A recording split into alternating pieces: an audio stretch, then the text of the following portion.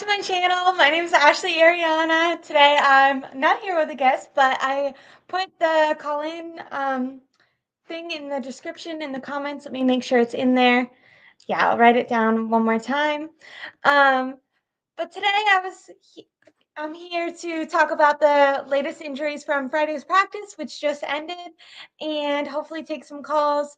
We can talk about the Seahawks. I thought it would be fun if we talked earlier. Ryan on his show, Ryan Hensley, we talked about Coach of the Year and kind of comparing the unwritten rules between MVP, which normally goes to the quarterback on the best team, versus Coach of the Year, which normally goes to the coach of the team that was expected to do the worst that ended up overperforming. So I thought that could be really interesting. But I wanted to start off by giving practice updates really quick. Nick Nice 21 says, "Hi Ashley, what's up, faithful?" Hi Nick. I wanted to give out a shout out to my dad too. He's in the gym, but he just texted me and said that he was watching. So I just wanted to say hi to everyone else. But the most important update is that, and Mr. Blue Magic is ready, so I'll take his call in 1 second. But really quick, the most important update is that Geno Smith is questionable for the Seahawks game on Sunday. Pete Carroll said today in his press conference that he tweaked his groin. That might be code for he's extremely fearful of his 49ers defense and he doesn't want any parts of it anymore. But no, so he unfortunately, because I actually never wish injury on anyone, even though I made that little joke. He is questionable, which is a good thing for the 49ers, although Geno Smith doesn't really ever give them problems. He definitely facing Drew Lock definitely shouldn't be any sort of issue. So for the Seahawks side, he's important. Also, their running back is supposed to make a return. He was not playing on not last week's game, but the week before that's game. He is extremely talented, so that could be Mr. Blue Magic went away. He was there and then come back. I'm gonna answer a call in a minute. Um, he might be trying to figure it out. I saw him kind of tweaking with his camera, but running back for the Seahawks is supposed to be back. Against us last time, they had the running back from UCLA who unfortunately didn't do as well as they had hoped, but they put him up. He's supposed to come up. It keeps saying device not connected for Mr. Blue Magic, but he should be a problem for the 49ers. I still think the defense won't have much trouble, especially if Drew Lock is their quarterback, but their game plan might be just to hand off the ball and run as much as possible. Unfortunately, I don't think Fred Warner or Dre Greenlaw is going to let them get that too much. I also think Javon Kinlaw should put up a good fight, who will be starting. And we're going to talk about that when we talk about the 49ers injuries. So Spencer Burford, he is doubtful with a knee injury. He, the way Kyle Shanahan talked about it, is definitely going to be out this game, but he made it sound like potentially if it was like a playoff game or last week against the Eagles, maybe he would have pushed to try to play. Now, John Feliciano is the guy who will sub in, and he's actually done really well. He subbed in for Aaron Banks when Aaron Banks was suffering with that turf toe injury for a couple weeks. So, hold on, Mr. Blumendick says, I see him right there, but he said he had a phone call. But John Feliciano did really well filling in for Aaron Banks. So I think he'll do well filling in for Burford because Burford has struggled. Now I know that the 49ers want to give him the opportunity to kind of prove himself, but I imagine that they'll be scouting Feliciano in this game. And if he does much better than Spencer Burford normally does, they might go. I know Kyle Shanahan has talked about like platooning them the way that they did last year with Burford. I kind of think that the only reason they did that last year was because he was a rookie and they were trying to kind of work him in. I feel like if they were doing that this year, it might be if they really think Feliciano is that much better, might be more intelligent for them just to stick with him. But that will all depend on how he does this week. But he will be their starting right guard. Then Eric Armstead, speaking of starters, will be out. He has the ankle and knee injury. Now, he talked on his podcast and he did make it seem like he'll be able. No one knows if that will be kind of flaring up. And Kyle Shanahan, I will say, I feel like in his press conferences has been a little bit wishy-washy about it. Like he won't say he exactly what it was. He didn't say it's an ACL or an MCL. So they just said right now I'm wondering if it's like swelling and they're just kind of waiting for the swelling to go down. But it seems like no major injury right now, but he is out. And filling in for him, Javon Kinlaw will get his opportunity. Now, Kinlaw has done pretty well in his very limited snaps. Now, the only thing that worries me is in the past, Kinlaw really has struggled with injury, and I do wonder if like having a more limited role allows him to not put constant pressure on that knee, and he's going to be needing to play way more snaps in Eric Armstead's place. So I do hope that there's no like flare up for injury for Kinlaw. I think him being able to stay healthy has really helped him. Now, one of his sacks last week was kind of like Jalen Hurts like tripped, fell, and then Kinlaw just like jumped on him. It wasn't like a huge successful play by Javon Kinlaw, but he actually got 2 sacks, so he got another sack that was pretty well, and he's done pretty good or last week he did pretty good at containing Jalen, which is a huge improvement from the NFC Championship game where you really saw him getting pushed around, especially in the run game. I think having that knee be more stable allows him to kind of plant better, get a little bit lower pad level, which is something that he's consistently struggled with. And being healthy has probably allowed him time to really work on that. It'll be interesting to see like a sample size of how he does. I don't think that Kinlaw would be a player that the 49ers are going to keep long term, but this game will be really important for Kinlaw's career moving forward for other teams to be able to see how he plays when he's given a bigger workload. And it's obviously important for the 49ers because you want him to be successful because the 49ers want to win, because if they win this game, they can secure a playoff spot. Which, by the way, is a reason I don't think that they're going to have an emotional letdown, because even if they think, oh, okay, the Seahawks are easy, they still want to win because the 49ers, I think a different team would have to lose. I think the Vikings have to lose or something like that, or maybe the Vikings have to win. But the 49ers can clinch a playoff spot with a win against Seattle. And then obviously they want to win against Seattle because if the Eagles lose, they can clinch or they can start working for that number 1 seed, which gives them a bye week. And then when we're talking about all these injuries, that bye week is so necessary because that gives everyone an extra week to heal and rest. Raven McLeod is out, it's a pretty big loss because he's, especially in the return game, really important. Last week they had Deebo Samuel's return, which even though he didn't like break any crazy runs, I think that sets a tone because Deebo runs really angry and like putting your star player back there. Like if you think about the Dolphins, whenever they put Tyreek Hill at return man, it almost feels like they're trying to make a statement like, hey, normally we're not willing to risk our star player on this kind of more trivial play, but this game is so important. We're so determined that we're going to use all our resources. And so if they do put Deebo Samuel there, I think that this could be a game that they're trying to kind of knock out in the first 3 quarters, potentially start, taking out their starters in that 4th quarter if they do get up to a really big lead. So I could see Kyle, and if Deebo asked, because he did say last week that Deebo actually asked to be the kick returner when he heard Ray Rose out. So I'll be interested if Deebo does that. If Deebo doesn't, I think it will be Ronnie Bell, because that was the guy who was doing it before. He also hasn't had much success, but he hasn't been terrible. He's usually just bringing it back to the 20 to 25 yard line. So hopefully, as long as they're securing the ball and they don't have any like major fumbles or anything like that, whoever steps in there should do okay. And then hopefully Ray McLeod can return the following week. Elijah Mitchell, doubtful and probably not going to play the way Kyle Shanahan. I don't really understand the difference between doubtful and out, because when Kyle Shanahan was talking about the doubtful guys, he made it seem like they were definitely out.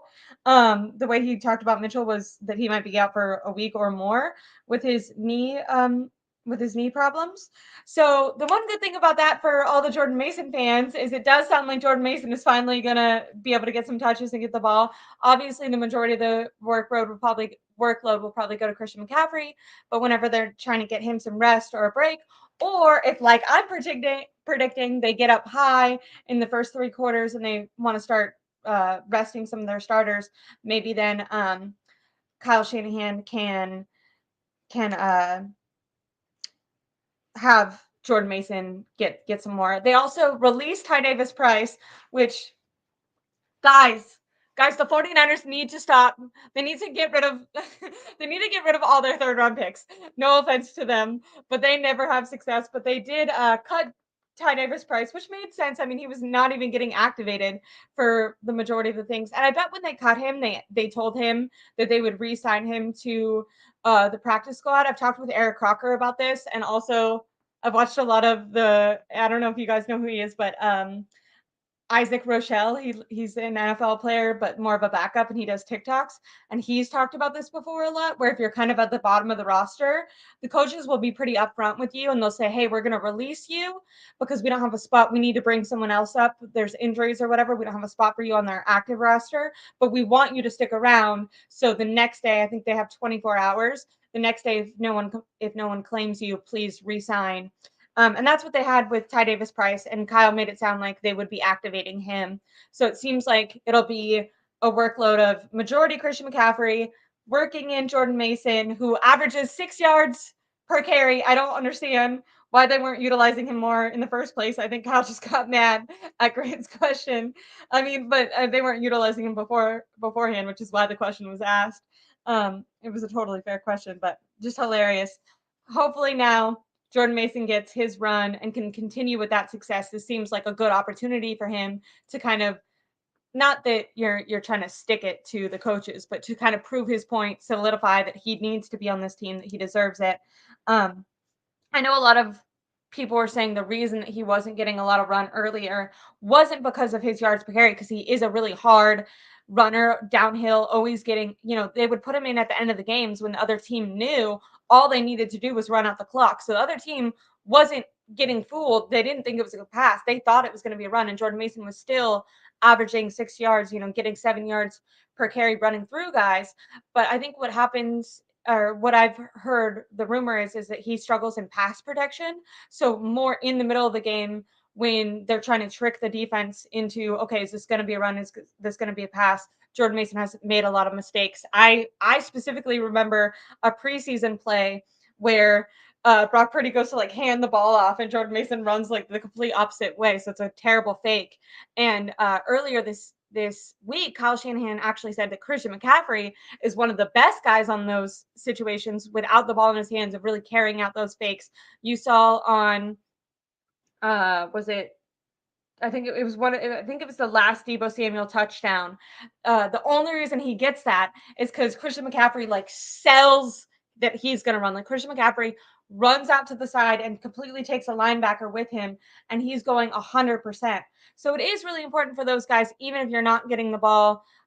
Whether you're Jordan Mason, Deebo Samuel has struggled with this too. If you're not getting the ball, you still need to carry out your assignment because your job is to trick the other team into thinking that you might get the ball. That way it can open up other players. And with Kyle Shanahan's system, it's so like that's a vital part of what he likes to do is kind of utilize other players, other stars to get other stars or to get other playmakers open.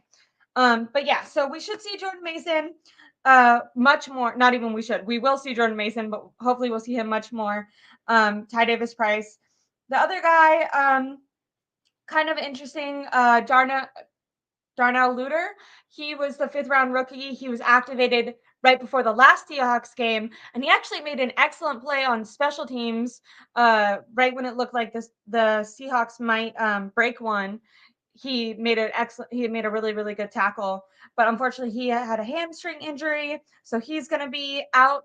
That's really disappointing because, like I said, he was on IR.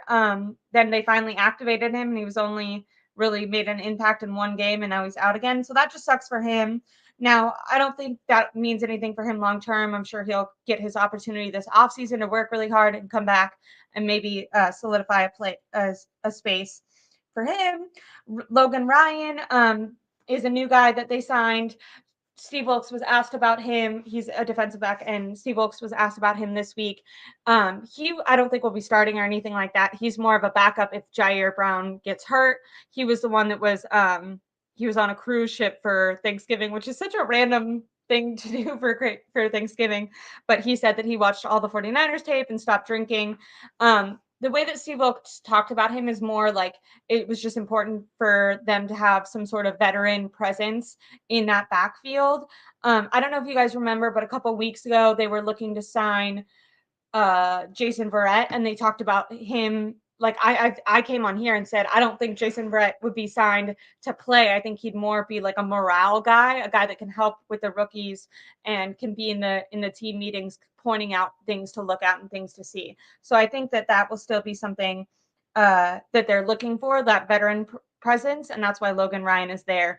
Of course, unless there is an injury, but knock on wood, there's not. Jair Brown hasn't been excellent, but he hasn't been horrible. That first game I thought was really exciting. He did give up some plays in the Eagles game, but most of all, he's held his own.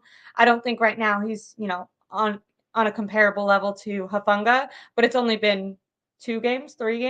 So it'll be interesting to see how he does in this game. That is it for the injury updates. Other things that I'm interested in talking about will be the kind of MVP stuff that I talked about, coach of the year. And then if you guys have any thoughts about this upcoming Seahawks game, I'm really excited to see the Charvarius Ward versus DK Metcalf, them going back and forth. Ward always seems to contain DK, but DK really went off against the Cowboys last week. He looked probably the best he's looked all year. I think that was one of his better games. So really interested in any of your guys' thoughts with that. I'm going to go over some comments super quick. Jordan Mason seemed like a better compliment to CMC, like him more than Mitchell. See, that's interesting. I feel bad for Mitchell. I think Mitchell, his rookie year, looked so promising, really good. I think injuries just has he been healthy for 3 games in a row? 2 games in a row? I don't think so. Someone said, when are you going to go on the Cone Zone? I got a call in there. I know Mr. Blue Magic was talking about Jesse. I got a call into Jesse's show too. I love all those guys. I went on Ryan's show this morning. It's so I'm so impressed by people who do this full time and really are super successful at it. And then Moses Martinez, OG 49er 9 DB Disciple. What a name. What's up, Ashley? Or what's up, everyone? Hello, Ashley. I'm new to your channel, 49er fans since 1984. Favorite players, Ronnie Lott. That's awesome. I wish my dad was in the chat. He would talk to you about that. I was born and raised a 49er fan, and my dad has been a fan since the 80s as well. Or probably before that, but talks about that all the time. But I'm going to start by bringing on Blue Magic for the call-in show. It's been a while since I've heard from him, and he always has a lot to say. Can I hear you? Ash, what's popping? Can you hear me? Hey, been a night for you. Look at I like your 49ers. You're all decked out in gear. Oh yeah, that's that sideline gear. That's that sideline gear. You can see this on the field on Sundays. I'm gonna have to take some notes from you because you're coming in super energetic, and I'm gonna be going to the East Coast for a month in January. So I'm gonna be on your time See, zone. that's what it is. Like I'm telling you, like don't get me wrong. I had my family moved to California, El Cajon. So, I'm from a military family. I love Cali. I love Cali, but ain't nothing like the East Coast, especially New York. I'm excited. I'm excited. You talk about energy. Area? Can I ask I'm a Brooklyn boy. I may take some getting used to. Well, I'm going to Brooklyn. My best friend lives by Parkway. Is that Lincoln? Eastern Parkway. Not to just give out her address. No, it's Brooklyn is way too big for that. But most likely it's Eastern Parkway. Yeah. I visited right after the Pittsburgh game because I went to Pittsburgh, and then I took a train which holy shit, that was so much longer than I thought it was That's a going to long be. ride. It Yes, was yes, it's a very long ride. it was crazy because I got a one-way ticket to the game, and we were going to get a plane ticket out, like, because it was just kind of on a whim, and then never go to Pittsburgh. It's like the hardest place to get out of because it's It gone is. forever. Everyone there ended up getting like layovers, and like all their flights got changed. Flights were like $600 for like, it was crazy. You had to take so many detours. So I looked up I'm gonna the send you train was because 11 hours. And then the bus, that's actually what I did. I took the bus because the bus was supposed to be like oh 6 hours. no, no, no, never take the bus. I was in the Never. bus for so long, and there's no workers there. There's no one. You just have to like hope that you're not gonna sleep there. It was such a crazy experience, but I felt so relieved when I finally got to New York. I was like, I could breathe again. I needed a coffee Listen, the immediately. bus is the longest. The bus, the Greyhound.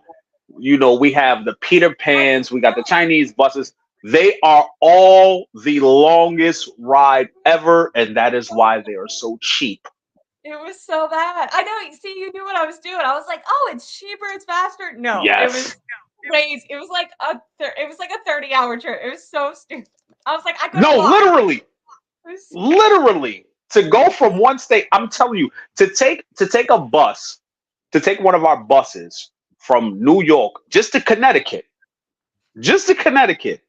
it's like a 8 hour ride. And that's if yeah, you if never that's again. that's if you leave from the Bronx, which is literally right next to Connecticut. So It's funny. ridiculous. So It's funny. So ridiculous. funny. But how are you feeling about you heard Geno Smith scared, not gonna be there? How do you feel about the 49ers going against Drew Lock? Are you nervous? I'm in a weird sense, I was actually more nervous again if Gino would have been starting. Oh yeah. Yeah, yeah, yeah. Drew Lock is Drew Lock. I Yeah, mean, yeah, he's yeah. a backup. He's a backup He's for a gonna reason. throw He's a he's gonna throw a journeyman 60 for a touchdowns. reason. Not to take away from Drew Lock the person, but what we don't, and I put a tweet out about this. Um, out of nine games, in 9 games we played this year, we played non-banged up teams, missing key starters on either offense or defense or both. In 7 of those games, we played teams who were missing number one starters, quarterbacks, number one running backs. So for me, the 49ers, we have been injury ridden like every year. It's like the football gods are always like, y'all got too Best much defense talent. we've Y'all, ever had, you right? This is the best they've this done is injury-wise in under Kyle Shanahan by not far. only is the best, not only is it the that we've been the most healthiest we've been under Kyle's regime, but everyone we facing has had some weird fluke injuries across the line. So, like, I'm very rational. Like, Yeah. I'm 42. Ronnie Lott is the reason that I started watching football, and he's the reason why I played Pop Warner all the way up until college. Hell yeah. So for me, I ride and die with this team. I'm from Brooklyn. I've been to more games at Levi Stadium than fans who live in California. Like literally. So it's sad that you can't give like honest assessments of the team. And I've said this on a couple of shows. Our fan base is turning into the Dallas Cowboy fan base. We have become a very delusional fan base. Like We not all okay. knew Jimmy. I do not approve because we had the years of Chip Kelly and stuff like that.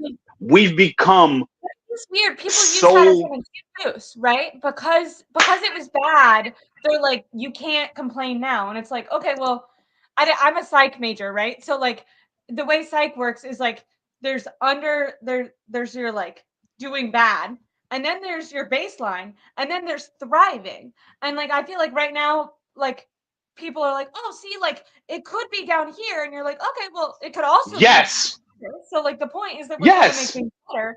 Like you never want to be settling because I mean, gosh, players will say if you're stagnant, you're getting worse. You got to always be getting better to keep up. that is a and that's one of the toughest things, when it comes to Brock. I made a statement inside of a live earlier. I can't remember whose live it was, but I said something about Brock, which it wasn't taking credit away from him, but it was about the MVP race.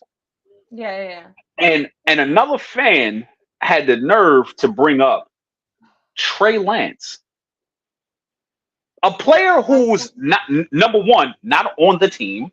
Not relevant at Number all. two, is not even playing in the league. Yeah. Yeah.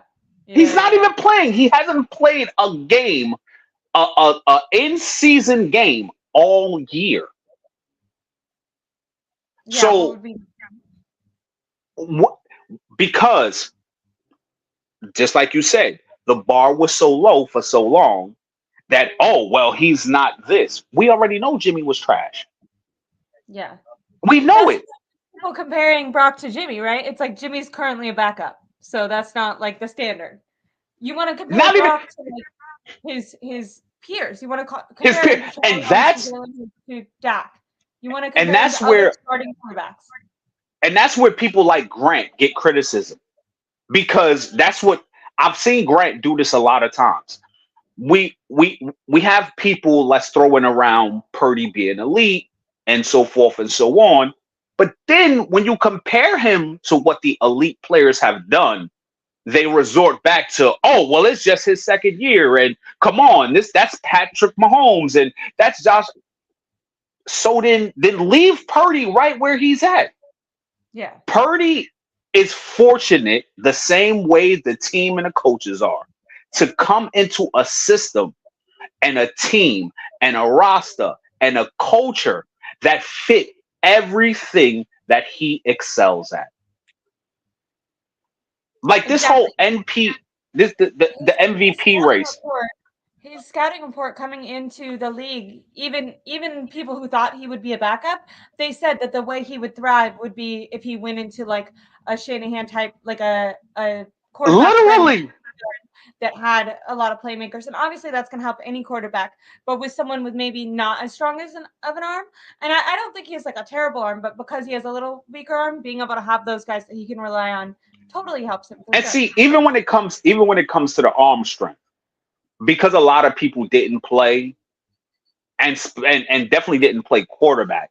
So there's a difference between arm strength. So when most people think, like most of us who have been around the game itself in an organized fashion, when we say arm strength, it's not necessarily being able to throw the ball 40, 50, 60 yards down the field. It's how well you can drive the ball. Yeah, zip it into a tight window, right? That's why Brock Those has to that is anticipate, which is good that he can do that, but also can get him into trouble if he's like he has to throw really quick. Like sometimes his routes could be jumped because he has to throw before the guy's there, which makes it look impressive in that like CMC last game. He has a really impressive throw to CMC, but that same play, you're like someone could have undercut that and grabbed it because he had to throw it so early. Where if it was which like a is Josh why, and Allen, I you throw it right then he and it's can going to hit. drive it. You can't get to it before I get it in there. And Yeah. and that's and that's what it is. Once again, like, it's okay to not be the greatest. And it's okay to say that he's not the greatest, but he's performing. Brock is only doing what is asked of him. Like, how Yeah. can you knock that? How can you knock that? Everything he's asked of him, he's doing really well too. So it's not like he's like underperforming within his expectations. I think It's that it's that's what's kind of funny literal. is I feel like some fans have maybe higher expectations than like Kyle Shanahan has. Like I think Kyle Shanahan understands what style. Knows exactly who he is. Exactly. And it's okay to be rational. It's okay. Like when we talk about different players, like our fan base is allowed to critique other Yeah. quarterbacks and so forth and so on. But how dare we or anyone else critique our players? No, like you said, Kyle Shanahan knows Brock's limitations and where he excels, and even when it comes to the MVP race. So we've been hearing, because to me, he's not the MVP of the team, and people always go to, oh, his numbers. If you Kyle and Jesse Shanahan did this. himself. Kyle Shanahan himself in right before the Eagles game in a press conference talked about Christian McCaffrey being the team MVP. I don't Exactly. think, to be fair, I don't think like the way that the question was phrased, I don't think he was trying to discredit Brock, but just the way that it was Yeah, prefaced, he but was but like, oh it, yeah, but like why would like he was like, of course Christian McCaffrey should be in contention. He's the best. He's vital to our team. He's the most valuable player on our team. And like which as I was which watching, he I was which like, he is. oh, Because there you for go. as bad as Jimmy was and still is, if and Jesse did this. Jesse had a tweet, and I can't remember if it was this year or towards the end of last year. But Jesse and me and Jesse had spoke about this, and then he's ended up sending a tweet out, and he took Jimmy's numbers for his first 5 full games with Christian McCaffrey and company, and put him to Brock's 5 games with Christian McCaffrey and company, and their numbers were identical. And we're talking about Jimmy Garoppolo, who Yeah. went a what 4 or 5 game stretch without throwing an interception. Like, like when you think of Jimmy, the first thing you think of is interception. Yeah. So You're to right. hear, and the team was scoring 29 points a game. Yeah. So The thing is, it's Chris McCaffrey gives guys like I feel like the reason interceptions go down with him is he gives them like an easy out if they realize like if they're supposed to throw the ball to Debo, to Kittle, to Ayuk down the field, if they realize it's covered, they can immediately dump it off to Christian McCaffrey. And not only is he going to catch it and be able to work with them no matter where, like he talked about going off script with Brock Purdy in the last game, but he's also able to catch it and then go for extra yards and potentially get a touchdown. So he makes what could have been a negative play end up looking not even just decent, but like a really positive play for sure. and with Brock, and this is what I loved about Kyle in the Eagles game. We're starting to see the evolution of Kyle. In the if this was the old Kyle, even if this was the Kyle from a couple of weeks prior, in that Eagles game, Kyle would have stuck to his script. His initial his initial his initial script wasn't working the first 2 drives. In the You're past, right. old Kyle used to Kyle, be like a stubborn, like he'd be like, "This is my game yes, plan. I'm sticking with it. I'm gonna run into a wall basically until it works." It was nice to see and in-game adjustment. it was beautiful to see what we've been asking for so long: in-game adjustments, understanding that the flow of the game has changed from what you predicted, and to have something in your back pocket to counteract it. That is when Kyle is a genius, Yeah.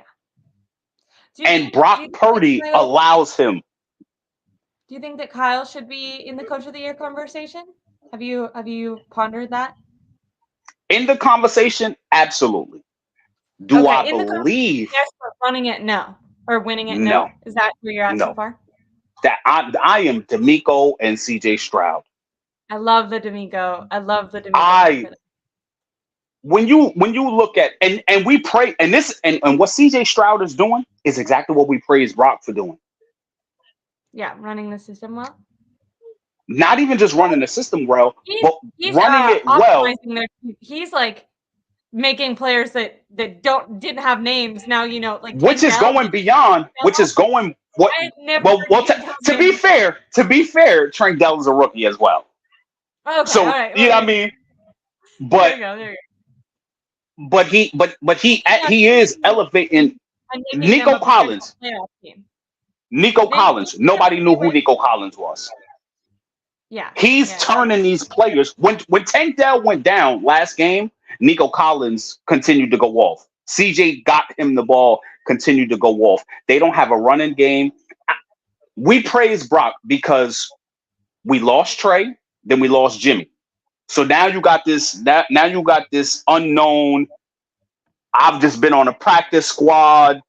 I'm young, and he came in and he started running, and he was breaking records, and he was efficient up until But I CJ tired. Stroud. He and You said so well and that they're like, okay, obviously the Panthers made a terrible, terrible mistake. Which is kind of funny because wasn't literally the rumor that the reason that D'Amico and them traded up to get who was the DN that they ended up getting? Do you know remember? no, I don't remember Something offhand. Anderson, I think. Anyways, they traded up, remember, and during the draft because they drafted CJ Stroud and then they traded up to number 3. And the rumor was that there was like an argument within the Texans organization that some people wanted to draft the DN, not Stroud. How much of like a relief do you think that they feel? They're like, oh, this worked out for us. This worked out for us. So And that's the reason. Like we know, unless the Texans win out for the rest of the season and other teams, have a couple of losses, the Texans can, they can end up being a wild card. But even if they make it to the playoffs, their records won't fare against Miami and Philly and us and Dallas. So CJ they won't get that even if recognition. he just made it to the wild card and then got kicked out, I mean that would be crazy for them. No, I'm Like just talking about the MVP. ruined. Their organization would Just be the ruined. It's just the crazy. MVP. You go from winning 3 games and not having no hope to a new coach, rookie quarterback, and not only that, but up until CJ Stroud threw the 3 picks in that one game, he had he was on pace for NFL record for the most games, no, the most passes thrown without a pick. Yeah. Yeah. He He's and you doing so you talk about efficient. he's doing what people thought that Trevor Lawrence was gonna do. You know what I mean? The way that people talked about Trevor Lawrence coming into the league, and I know he had Urban Meyer, but even now, I feel like Trevor Lawrence is good, but he's not like as impressive as he was like hyped up to be. And I feel like what Stroud is doing is like what people thought that he was gonna do. Now, That's literally what it was. can I ask you, do you think that if Brock Purdy was drafted higher, that he would be getting? Because people still, even though Trevor Lawrence, in my opinion, he's not bad at all, but he's just like an average starting quarterback right now. I feel like people still, because of his pre-draft hype, they still have hope that he's going to make it to that like elite quarterback status. Do you think that people would be giving Brock Purdy more credit for what's going on, and that he would be like a clear MVP candidate for a lot of the national media if he was drafted higher? You Like, do you think that like you narrative has a lot to do with these things, like you you perception? know what's funny. So I hear that a lot. I hear Brock is not getting credit, but Brock is getting more credit than he deserves. Honestly, Okay. I'm being serious, and you heard me just praise him for Yeah, I doing did. what he's supposed to do, being better than Jimmy. So when people hear that, they're, oh well, you hate Brock, you're not a real fan. No, Brock is getting more credit. When you look at where players get drafted high in a draft, you Yeah. know players like we praise Brock for being young and doing all this, but we also we keep forgetting to take in account that he wasn't drafted like normal high draft picks. Like Like he didn't him and go to a Trey bad team. Lance, like San Francisco is like the dream. You're not Yeah, it's drafted crazy. to a bad organization. You're drafted to a team with a great coach, with a great defense, with awesome weapons. So It would be bro, interesting to see Brock on the Jets. It would be interesting it because wouldn't. It wouldn't. their team have a really good defense. They have okay skill position, or they have like one at least really good skill position player, and then okay No, they less have skilled. two. They have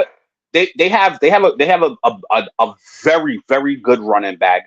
and Garrett Oh, yeah, I Wilson forgot about the running back. is I thought about the running back. He's back. You're right. yeah. So The he was offense going. can look a whole lot better. Yeah, I feel like he would be doing worse than he's doing now, but way better than Zach Wilson, which is Yes, kind of now that's like that that's I where I will would like totally rate him. agree I with. think Zach Wilson is like not a starting quarterback, and I think Brock Purdy is like a starting quarterback, but probably But the not like a top numbers, five but quarterback. but these but these historic numbers that Brock has been putting up, he's putting up because he got to the perfect he got to the perfect pairing. Yeah. And Jose said something with you. Yes, I think it was yesterday. Was it yesterday you were on with Jose? Yeah. So Jose made a point that I've been making for the longest. So and I also made it when everybody got on Steve Wilkes for the 3 game slide. Yeah, that was a good Nobody thing. talked about how bad the offense was doing. 17 points a game, but you got Glock 30. Yeah. Yeah. You got Mr. Comparing to Montana and comparing to Pat and the greats. Offense was struggling. He was throwing interceptions in the fourth quarter. Christian McCaffrey was fumbling in the red zone. That was Even and a even in the crazy. Cleveland game, which was his worst game by far, hands down, people tried to give him credit for For getting saying, down the "Oh, field. well, if it wasn't for the missed field goal," a lot of people don't remember that number one, Like, well, if it we wasn't were for in Brandon that Ayuk position. getting him down there. We were we could get a start before that. We were in that position because Brock was having a horrible game. Yeah. That's number one. Yeah. Number two, on that field goal drive, the Wide open first for the touchdown. pass, yes, he missed. That's the same route Yeah. that against the Eagles. Everybody, some of us held our breath like, oh, Cleveland, is he gonna miss him? But he dropped it in the bucket. Mm-hmm. But even on that potential game winning drive, the first pass he threw could have been interception. That could have been an interception. Yeah. The first pass on that drive. Then you got Brandon Ayuk, who takes a 4 yard pass and turns it into a 20 something yard game, and that puts us in field goal position. So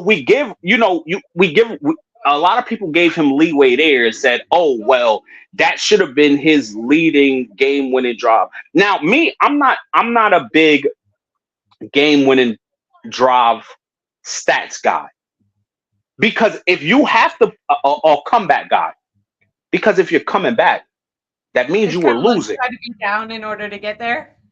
Right. Yeah, like you weren't playing. That means somewhere along the line you weren't doing something good, unless it's just one of those shootout back and forth games. But for the Yeah. most part, the iconic comebacks are the down 10 in the fourth with 7 minutes to go. That means you weren't doing well up until that moment.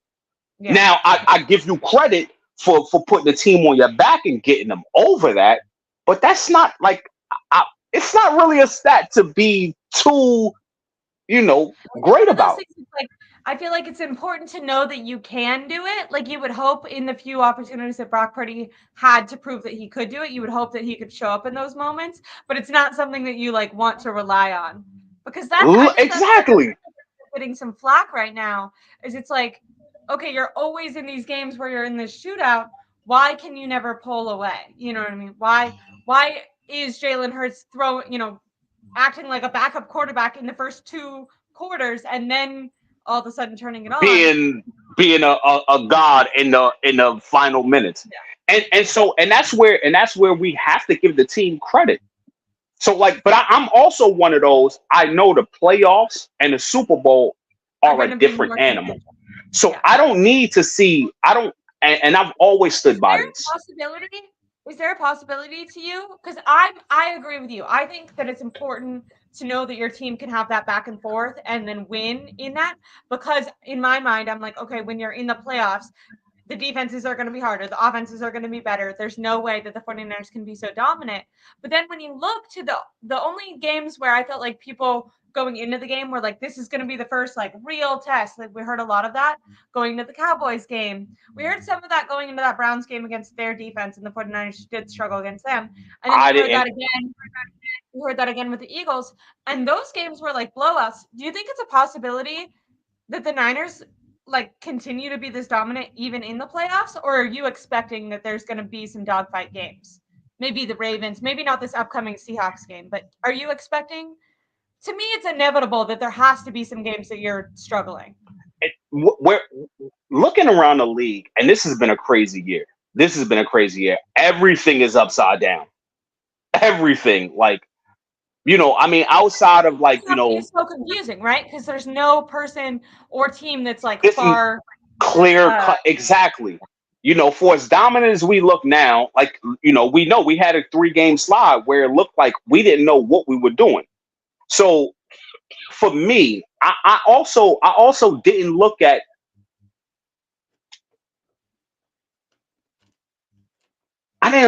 Dallas or Philly like that was the test. And like I said, I look at things with a lot of rationale. Like a formidable opponent. I felt like the way that people talked about. No. And if all things being equal, yes. But like I said, I gave you the stat of the 9 games that we played this year. Yeah. None of these, we didn't face Philly fully healthy. Yeah. We didn't face Dallas fully healthy. Even the Browns. The Browns were down there starting quarterback and starting running back Nick Chubb. Yeah, that's true. So for me, I don't think we've been tested. And for the Browns, I don't think those is like games. Us losing Christian McCaffrey. Maybe even more intense. Literally, he is literally the heartbeat of the team. Really quick, so you lose your start. Potentially relevant to the conversation. Roscoe, aka Chris, from you guys might know him from Twitter. He said, "Hello, the offense was not struggling only versus the Browns. Brock was not clutch versus the Vikings and the Bengals. He's young and learning." I agree that he's young and learning. How was the offense not struggling if they're only scoring 17 points? Yeah, as opposed to the 30 plus that they were for the last season and a half. Yeah, if Chris wants to call in, because he usually has really interesting thoughts. I mean, I think, I don't think that there was a question that the offense had slowed down a little bit. I think a lot of defenses were keying in on Christian McCaffrey, and that was, if you remember, like, I feel like the team is kind of different since coming out of the slump in the bye week. They're distributing the football, Kyle Shanahan and Brock, to all the different playmakers. In the beginning of the season, even when they were winning a lot, it was extremely Christian McCaffrey centric. It was handing the ball to Christian McCaffrey and throwing behind the line of scrimmage to him. Very limited touches to the rest of the playmakers. And I feel like that was an important adjustment coming out because defenses started slowing him down. In the beginning half of the year, he was averaging like 5 yards a carry, and then he went down to averaging 3. If you 3 and change. People were keying in on him. So I agree. I wonder if Chris made like a typo because I feel like he normally No, that's not a typo. But I agree, he's young and learning. Wasn't necessarily clutch in those games. But I mean, I will say I'm not like writing Brock off in the way like I think it's interesting because I think he's a fun quarterback to watch, and I think he can still prove he can do these things. And any doubts that I've had about him so far, he's like slowly over the course of games proven me wrong. Like I'm way more of a Brock believer today than I was at the beginning of this year. And that's the thing. I literally asked this question on Twitter as well. What has Brock proven? Because when you see certain streams, I hear, "Oh, are you ready to admit that Brock proves you wrong?" What has he proven? I think like his consistency with accuracy and maybe his physical ability is definitely more than some people gave him credit for. I think he still doesn't have the arm talent that. Now, okay, so let me get there. Let me get there because women lie, men lie, and they say numbers don't. But numbers can be misleading. Altered, yeah, yeah, yeah.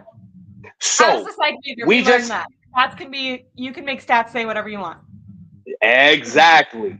So we're gonna go to this being able to throw downfield.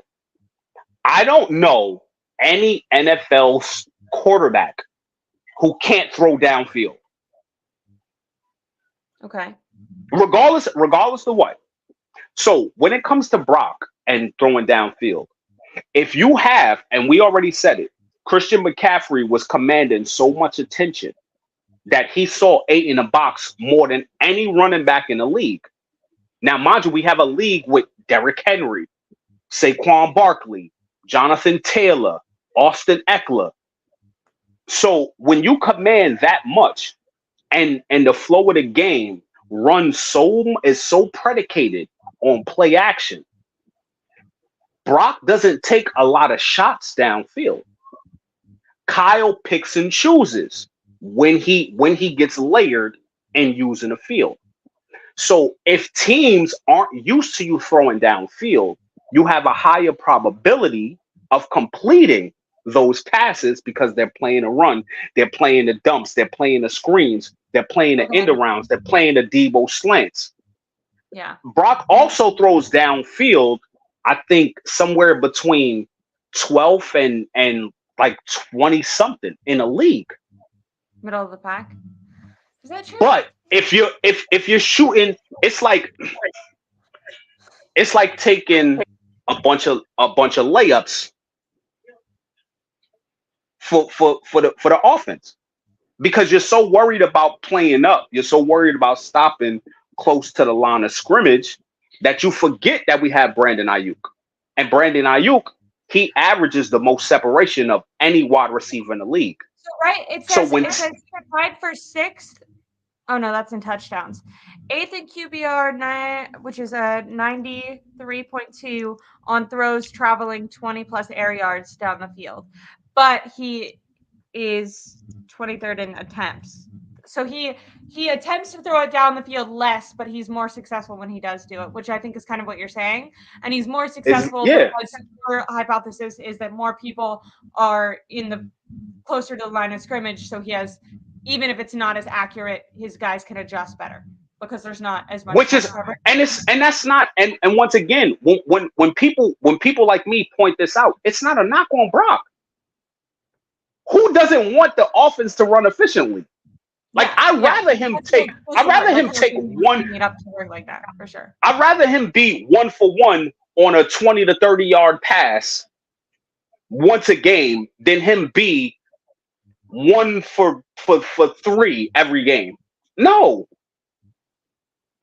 So when people send out certain stats, it's literally to fit their narrative. That makes sense. Now, I will say, I think if we're talking, because I want to criticize Brock and then I want to give him some credit. I will say when people talk about the yards after the catch being like a reason Brock Purdy shouldn't be in that MVP conversation, I was hearing that Patrick Mahomes actually had more yards after the catch last year when he won MVP. Have you heard that argument be made? Yeah, So, I've heard it. Was kind of making plays for him as an excuse, but they've kind of shown that Aaron Rodgers, I think it's something like 4.8 yards is what is the average, and the last 3 MVPs have had above average yards per catch. So, and those things weren't like utilized to go against them. All right. So coaching being on Brock's side, I mean, Andy Reid is also an incredible coach. So, what do you think about those kind of like? I feel like that's what people would say if they were trying to fight back with your argument. I'm not saying I agree or disagree. I just want to try to poke holes. No, because it's like you said, it's tough because I'm a 49er fan. This is my quarterback. Yeah. I don't care if Sam Darnold, even though I don't want to see Sam Darnold, if Sam Darnold suits up, that's my quarterback. I'm gonna root for the team. I'm not gonna wait for Sam Darnold to get in and then be like, oh, I want to lose. I want him to look bad.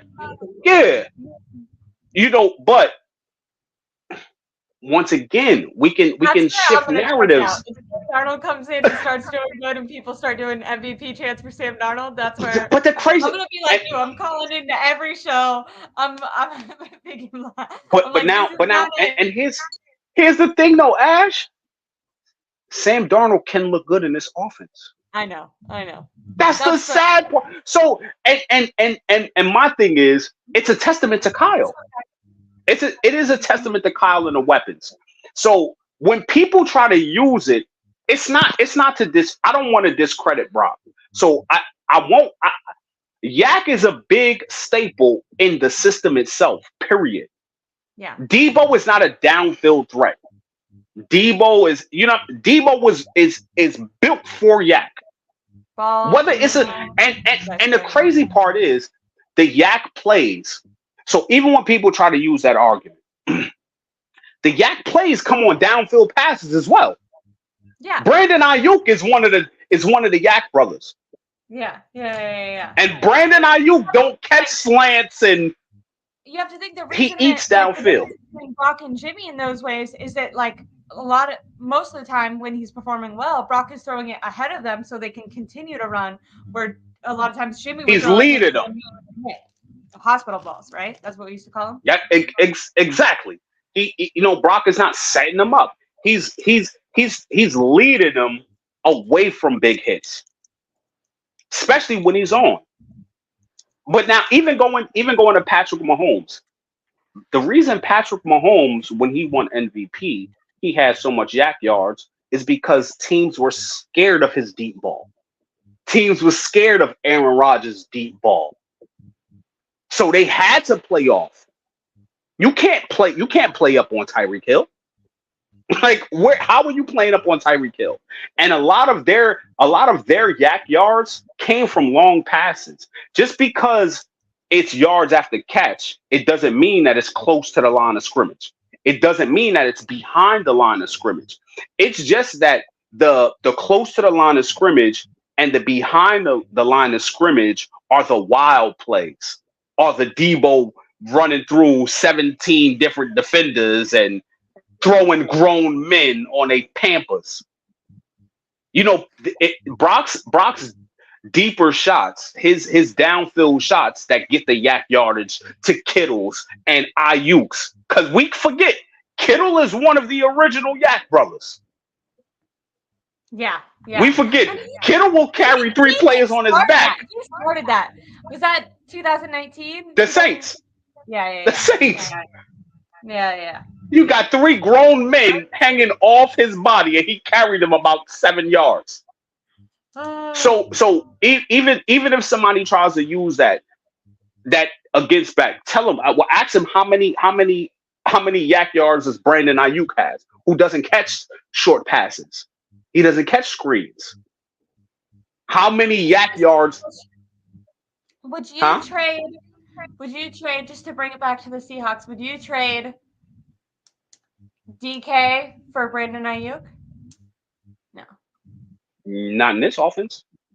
Not in this offense? Do you think the Seahawks would? Yeah, right? Or no? Do you think that they like having for DK? Yeah. I don't think they would. I don't think they would go Brandon for DK straight up. What do you think you'd have to get? What do you think that do you think they'd rather have Debo? Or I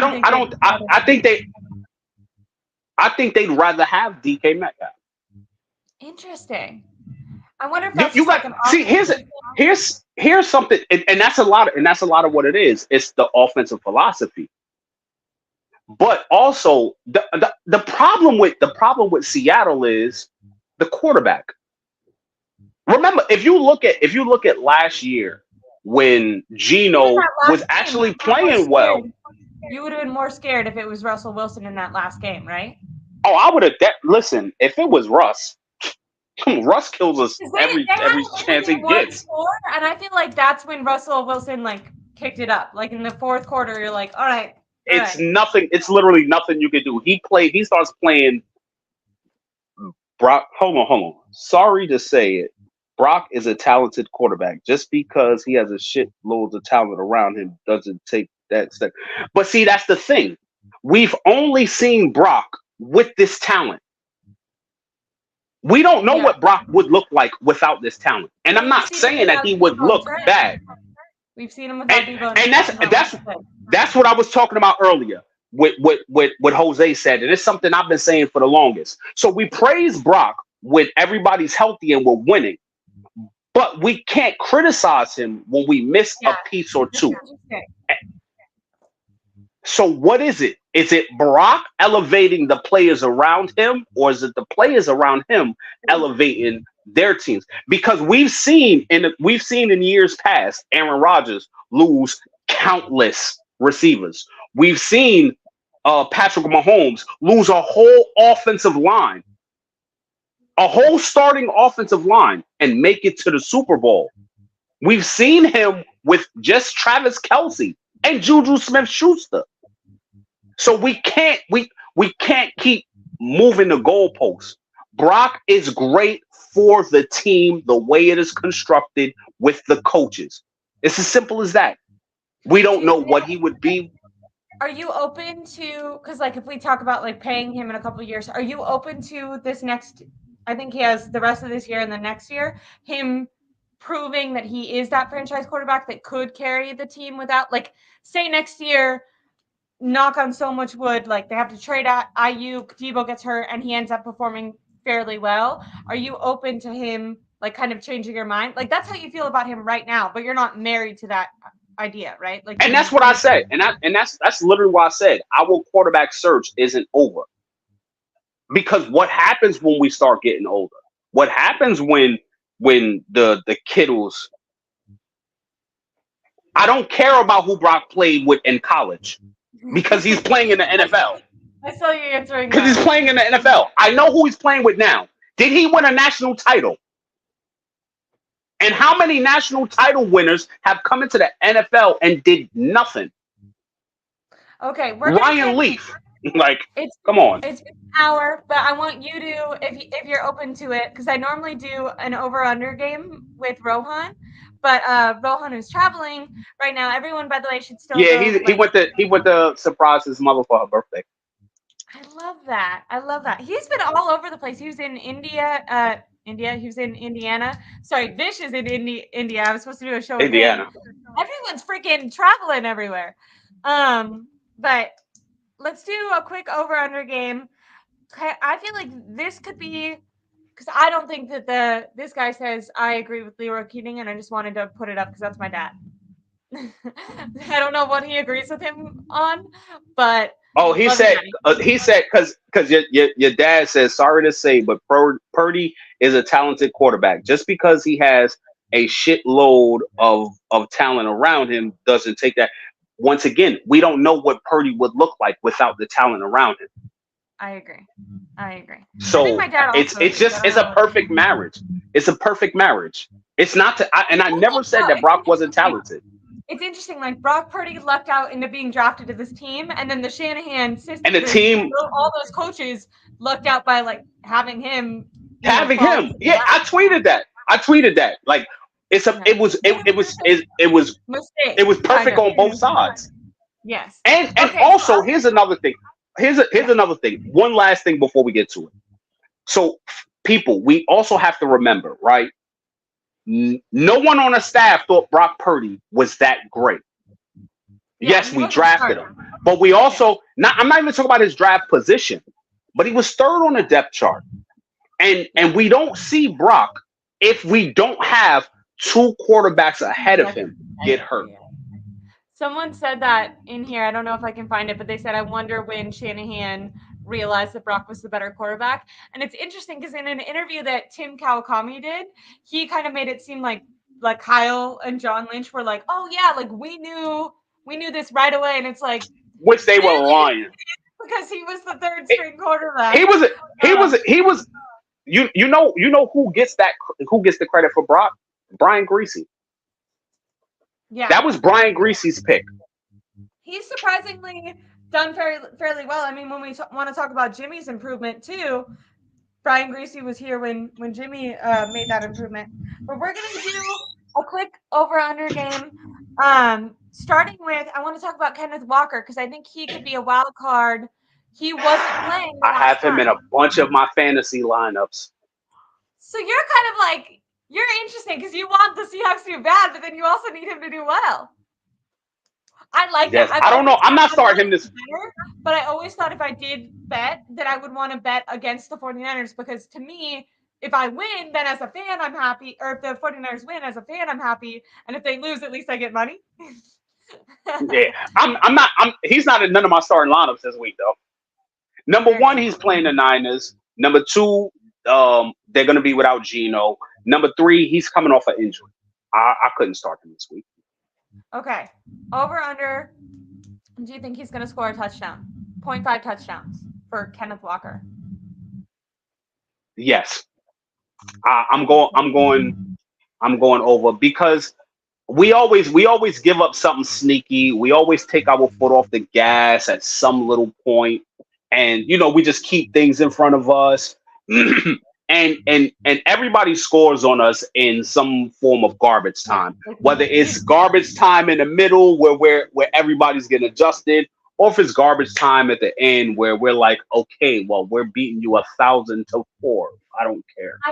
I'm thinking about when we're going to get to our predictions for the final score later, but that's kind of what I'm thinking too. I'm imagining that they might give up like an early touchdown, and then I think if they get another one, it'll be like a garbage time touchdown when the 49ers have kind of packed it up. But I think I'm going to go under, but I can totally see the over with the garbage time touchdown. But I'm also leaning a little towards over because he is a hell of a player. Yeah.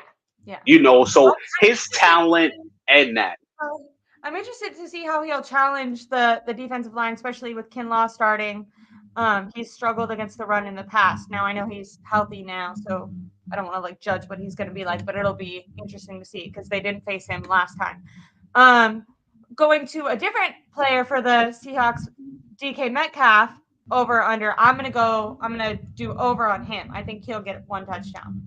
Because he got a couple catches off Ward. Ward did a really good job at containing him, but he gets his every once in a while, and I could see him getting one.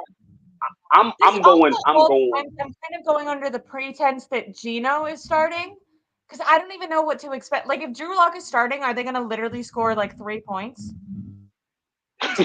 There's a possibility.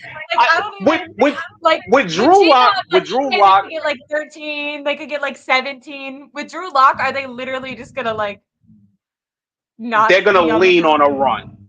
They're going to lean on a run. Then you're over for Kenneth Walker would be correct for there. Yeah. So I'm before I decide to sit Kenneth in fantasy, I'm going to have to pay close attention to if Geno actually does make it or if he's really out. If he's actually out, I might just start Kenneth. Yeah. That would be. But that would be smart. with DK, I was just going to feed him like crazy. Yeah. But I also think like even like, I can, trying to tough it out. And the season still isn't lost at 6-6 either. So they're still playing for a potential wild card spot.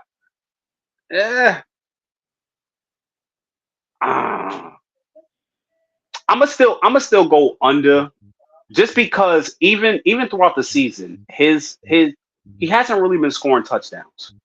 Yeah. No, you're right. So you're right. We're gonna go. It's more so Tyler Lockett. Okay. See, I didn't even have him. You think so? If you were gonna bet 2 players on the Seahawks to get touchdowns, you're going Kenneth Walker and Tyler Lockett? Yeah. I'll take the field over DK. Okay, I like that. I'm gonna go Christian McCaffrey over under 0.5 touchdowns. I'm gonna go over. I think he's right back to trying to score a touchdown again. Definitely taking it over. Because he's used in so many different ways. It could be a rushing touchdown, it could be a receiving touchdown, it could be a passing touchdown. I'm always going to take the over. I feel like Kyle Shanahan and Mike McDaniel have like a little like back and forth going where I feel like Mike McDaniel wants to get Tyreek Hill all the stats that he can give him. I don't know if you watched have you watched what is it called? They did. It's like NFL behind the scenes. It's on HBO. I'm blanking. It's But about the Hard Dolphins. Knocks. Yeah. Yeah, That's I've seen him in Hard. But hold on. I want to break. I want to bust everybody's bubble with that.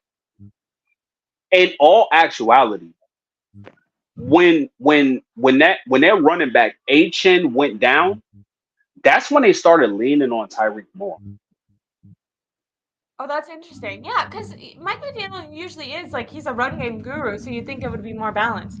I also saw something that like Raheem Mostert has like almost as many rushing touchdowns as Yes, Christian McCaffrey right now too. and Like they yards. both ahead of last year. Or ahead of last game. They both had 11 touchdowns, right? Yeah, Am I and wrong? and he and he has over, I believe, over 700 rushing yards as well. Miami runs the ball more than people think. Yeah, that's It's so just crazy. once I think again, of them as like a super pass team. no. Listen, when Miami had Achin, I was starting both. I was starting both their running backs in fantasy. I gotta play fantasy. I feel like you like learned stuff by playing this game. What the heck? No, you actually do, because you end up seeing so many different stats from players on different teams that you normally wouldn't. That makes sense. So we're both going over on Christian McCaffrey, and then I'm gonna Absolutely. go Brock Purdy, 0.5 interceptions. You think Brock Purdy protects the football in this game? Yeah, yeah. I do too. I I'm gonna can't. I go. can't see him. I can't see him throwing a pick unless it's against the Ravens. The weird thing is, Seattle drafted that like cornerback that was super good, and then he got benched last week. I don't understand why is he. What is up with these teams that like their I'm. best player for some reason against the 49ers sucks. Like you think about Aaron Donald, you think about Micah Parsons, the Seahawks draft this like star cornerback, he gets benched. Like it's so funny. I feel I'm like I telling you. have like such a skewed version of what these teams and players are because of how they play against the 49ers. And you know what? That's what gets us in trouble too as well. Yeah, when like That's talking what. about quarterbacks and Remember, stuff. remember, we Most of smacked your the sense Rams. on We Jalen smacked the Hurts. Rams like 400 times, and then when it counted, we went into it like, yeah, it's the Rams. We beat them up, but when it counted, we couldn't do Have nothing I with it. talked about I don't know if I've said this on stream, but I've definitely said it to like my dad or friends. I'm and this is don't make fun of me because it could be so wrong. Like I could be so wrong, but I have like the tiniest fear about that with the Cowboys. Like I'm like, what if we fight? What if we win against the Cowboys in the playoffs and that was just they finally turned it on? Because against other And teams, they actually were good. So I'm like, I don't understand how many times the 49ers can go against them and just completely dominate. I'll tell you something, because I said that. I said I didn't want to see the Cowboys in the postseason this year. And last year, if it wasn't for Dak being Dak, those interceptions is actually Dak killed the Cowboys. And they were We out did of not. And forget Tony that Pollard got hurt. Tony Pollard, the starting running back, that got changed the hurt game. early. That changed the game. Yeah. So, Same way that the 49ers like I said, feel like, hey, like we like lost Brock Purdy, like the first drive. The Cowboys felt that way about Tony Pollard. They're like, he was our best player and we lost him. So I feel that. it's Okay. Geno Smith over under 0.5 interceptions if he plays. And then we'll do, or should we just do I'm going over. I'm Seattle going over. quarterback? Drew Lock. I'm going over. If it's Drew Lock, I want to say over under one. Like I want to go. Does he get more than one? And then I still want to go over. Listen, I got us. I honestly have us with 2 picks. Mm-hmm. I feel like that's fair. The way our secondary's been playing, and because I believe at some point Seattle's going to have to press. Yeah. Yes, they're going to have to press. And I don't think it's going to be like one of those like clear interceptions. It might be a heads up play by Bosa, who gets a tip at the line, or Fred Warner gets a tip coming across the middle, or it's a bang bang hit and Tyler Lockett, the ball hits off his chest during the hit. I think it's going to be something kind of, I don't think it's going to just be, a arid pass. But I got us with 2 picks this coming week.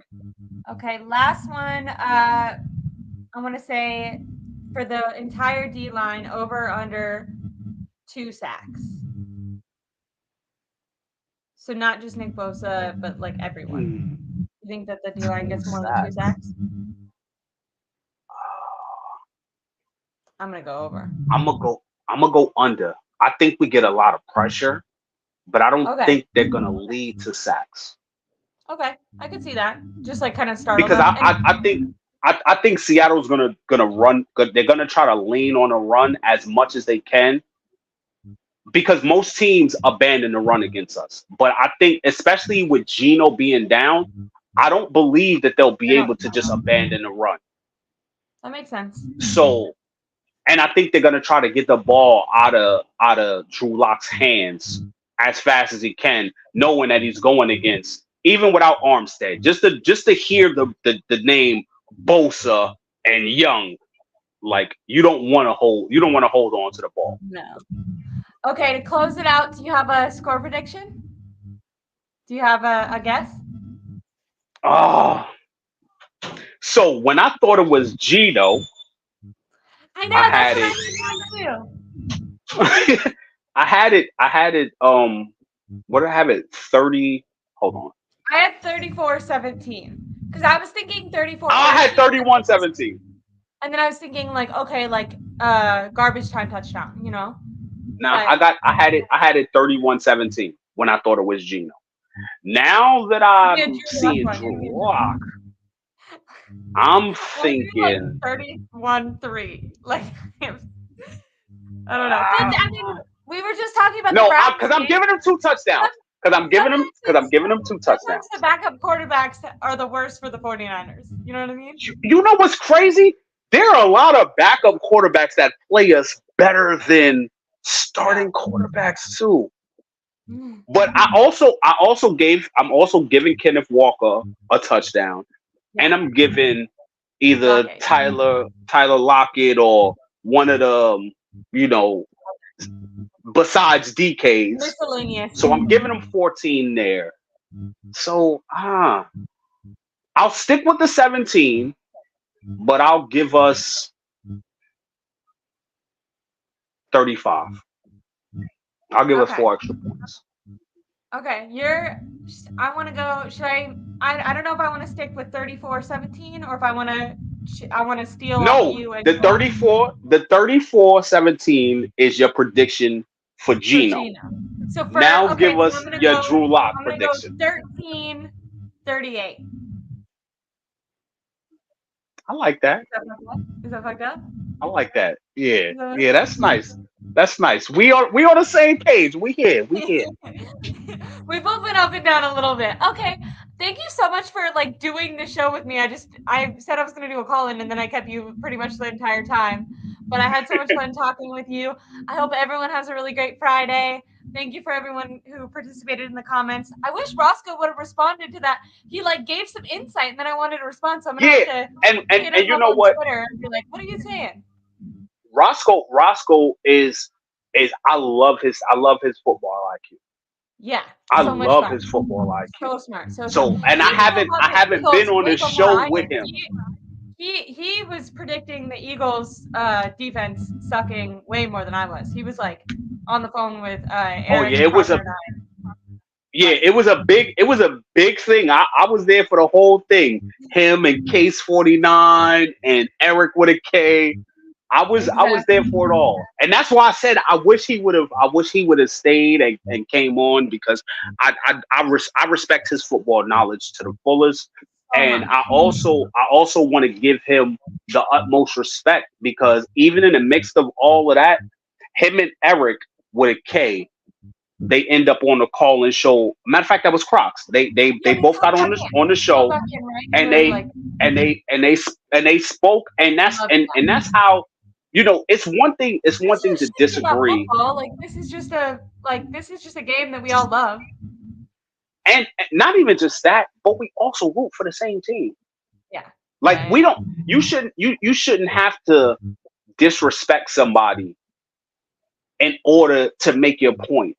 You know, or to discredit their points. And I'm not saying that he did it or whatever. I'm just talking about in the spaces themselves. Like it's okay to disagree, and that's why I said I wanted to give him and Eric their flowers because they had a difference of opinion and they spoke and kept it they kept it kosher. You know what I mean? Yeah. They had a conversation like real men, like, all right, well, you said this, I feel like da da da da. Bet. At the end of the day, on Sunday we're gonna root for our boys, and that you know what I mean? That's what it is. I love doing that with everyone. Thank you so much for coming on. Hopefully the 49ers. Hopefully we're right. We'll revisit. I wrote this all down, so I'm gonna either I'll have a call-in show next week or I'll write it on Twitter and I'll let you know how we did. Thank you so much All for right. coming You on. know I'm gonna keep up with you. And Yeah. I'm gonna post this on Twitter. Hey yo, we gotta get Ashley's followers up. We gotta get more people in here. And your little thing at the bottom is where everyone should go follow you on Twitter, right? Tell everyone. Yeah. Oh yeah, it's Mr. Blue Magic. It's Mr. Blue Magic 23. Like See, you, so many all you gotta people listen. wanna In order to find me, all you gotta do is look at all of the hot 49ers content pages, and my name is in their mentions. Like I'm all Hell on yeah. their posts. Like Hell yeah. chill, Hell holla at yeah. me.